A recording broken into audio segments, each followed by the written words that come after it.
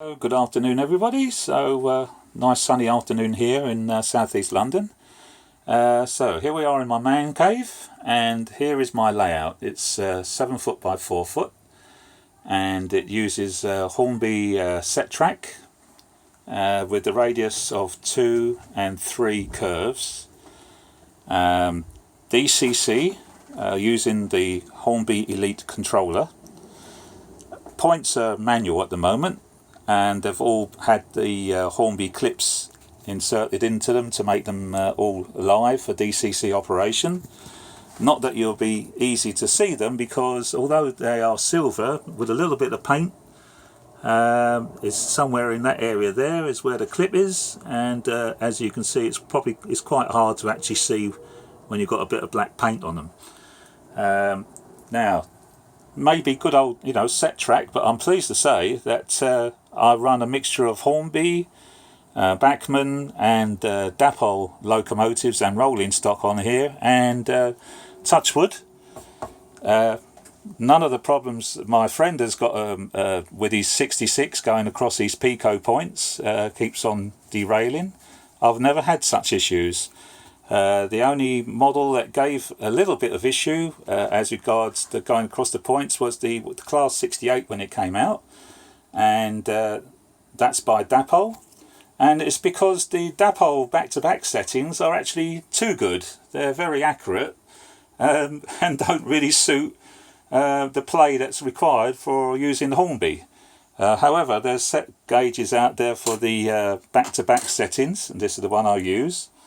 And using that back-to-back settings, it's like a hot knife through butter now. But I had to do that with the Dapol carriages as well. Never had to adjust any of the Hornby stuff, never had to adjust any of the Bachmann stuff. Just that Dapol, in actual fact, do too good a job. So no ballast yet. I've painted the layout for the moment in a sort of representation of what I'm hoping to achieve when I actually do get round to putting ballast down and scatter materials. It's all one-dimensional, just one level, so not building any hills or anything. The only thing I built was the scenic break at the back there, which is just cardboard frontage there. Let me just try and show you to that. Everything's disposable, that you can see that it's just made out of card and just pulls away, so nothing's fixed.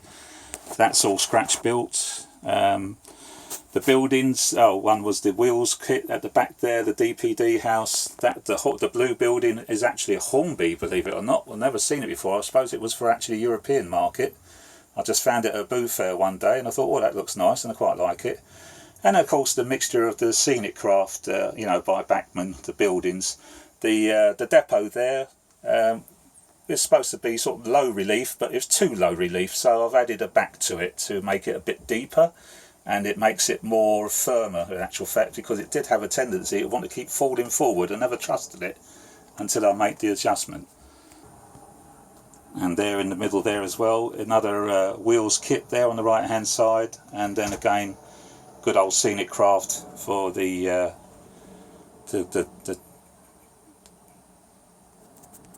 for the engine shed, and obviously the refueling points, all good scene craft. Oh, the bridge had to span, had to get the traffic or the vehicles into the centre section, crossing over the track, so I scratch built my bridge, takes it over there, so that's how the vehicles can come in and get across to the centre section there. So I'm still working on it.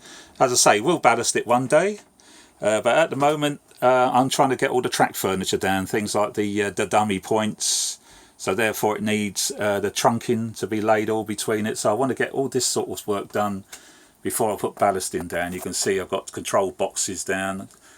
These are the scale model scenic laser cut platforms with the wheels control boxes all around the place, and I think there is showing you the wheels point levers there. Again, another little kit.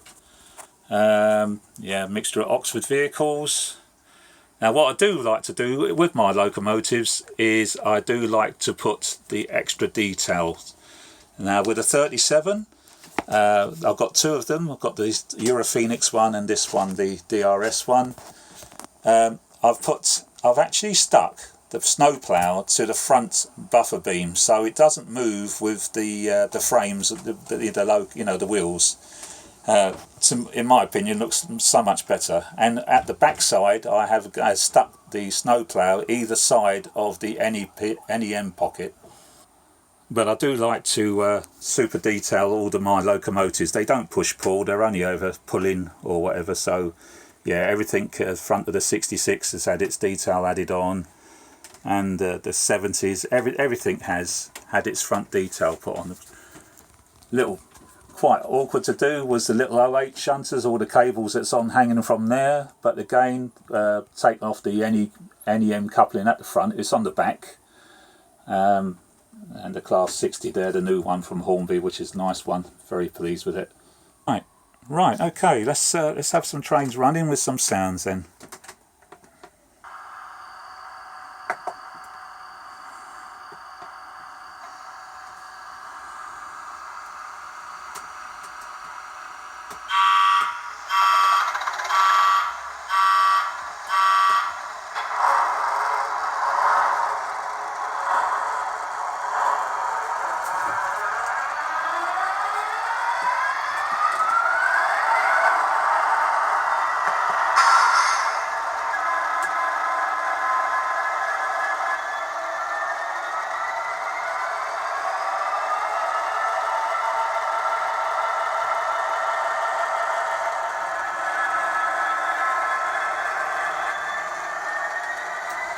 Nice smooth pull away there from the 66. I'm quite fastidious as regards track maintenance and loco maintenance. I use IPA to clean the loco wheels as and when they're needed. But and I do wipe it. I've got a little track cleaner, a little device that I bought from a company, 10 Commandments, online. This is the track cleaner. As you can see, it's weighted lumps of plastic that are allowed to pivot, and they of course rub onto the track. And there's the pads that you can keep replacing. And as it goes, obviously it goes round. It's got two different couplers depending what's the easy one to couple to, either the NEM pocket there or a rather larger Hornby one there. But when she goes onto the track, she will rub against the thing. And what I like to do is sometimes soak the little pads in IPA, so as she's then going around, she's cleaning the top surface of the track. And the locomotives I do take off and put into a service cartridge, and I have my little piece of electrified track that by putting them, on the wheels, putting the power on, touching one set of bogies, I can have the wheels running whilst I clean the other side off with cotton pads. Other couple of little details that I've done at the moment by a company called DCC Concepts. When these two wagons go by, when these two trains rather go by, you will see at the very end I've got what's called the end of train lamp flicking away. There it is on that one. It's great fun to put it on, but it gives it that little bit more fun. And then this one coming along with the back of the yellow wagons, with all the wiring and controls hidden underneath the fake ballast. This one also has an end of train lamp, just to give it that more bit of fun. We'll get round to putting lights and things like that eventually, but as I said, this is still very much a work in progress. I only started this maybe last September. There was nothing here then, so this has all started since last September, so nearly a year.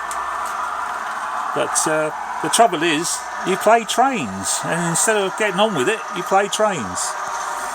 Anyway, I hope you've enjoyed this look. Sorry that the camera work is a bit shoddy. I'm only doing everything on my smartphone, but hey ho. Anyway, catch you later guys, and thank you for liking my videos. All the best. Bye.